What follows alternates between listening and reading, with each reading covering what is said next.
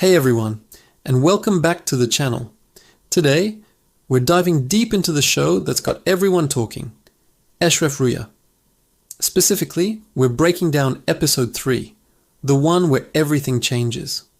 If you thought the first 2 episodes were setting a slow, deliberate pace, get ready, because this is where the calm sea turns into a raging storm.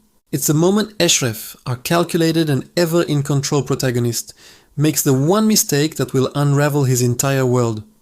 Until this point, Eshref's life has been governed by a single, unbreakable rule: maintain absolute control over every situation, every variable, every person.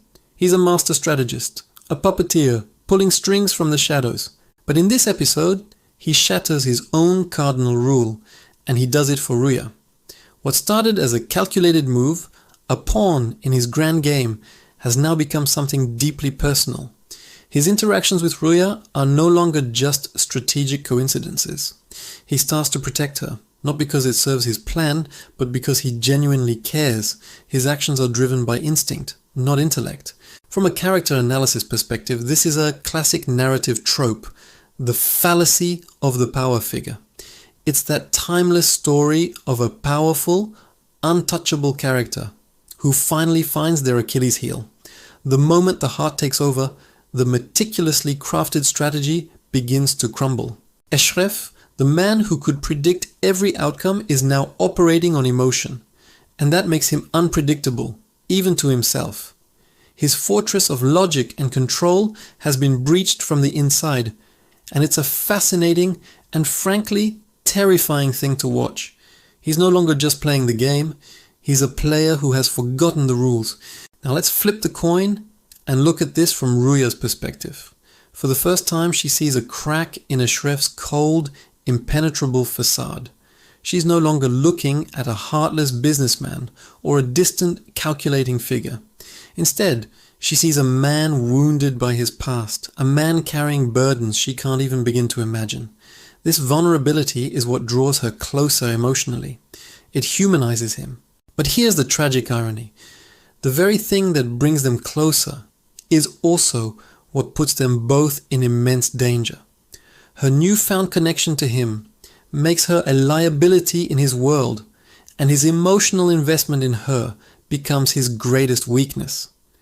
In terms of the overall narrative structure, episode 3 functions as a critical warning sign, a flashing red light for what's to come. It's not just Rüya who notices the change in Eshref. His enemies, who have been watching him from the sidelines, are starting to pick up on it too. They see the subtle shifts in his behavior. His trademark silences last a little longer, filled with introspection instead of calculation. His decisions, once swift and ruthless, are now hesitant. He's taking time, he's second-guessing, and in his high-stakes world, hesitation is a fatal flaw. His rivals can smell blood in the water, and they are starting to circle. So what's the core takeaway from this pivotal episode? The central analysis is crystal clear. Love does not magically change a dangerous world into a safe one. It doesn't erase enemies or solve complex problems. In fact, it does the exact opposite. It makes everything infinitely more complicated. For Eshref, love is not a saving grace. It's a new variable he can't control, a vulnerability that threatens to bring his entire empire crashing down. He's adding a new, fragile piece to a very violent chessboard, and he's not prepared for the consequences. This episode is expertly crafted to lay the groundwork for all the future conflicts. It's the setup before the devastating checkmate.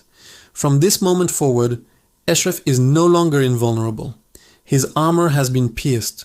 And the most terrifying part? Anyone who manages to get close to his heart, anyone he cares for, automatically becomes a target. Rüya has just stepped into the line of fire, and she doesn't even know it yet. The stakes have been raised to an unimaginable level, and the question is no longer if Eshref will fall, but when and who he will take down with him. This is where the real story of Eshref Rüya begins. What did you all think of this turning point? Let me know your theories and predictions for what happens next in the comments below. I'd love to hear your analysis. If you enjoyed this deep dive, make sure to hit that like button and subscribe for more breakdowns. Thanks for watching, and I'll see you in the next video.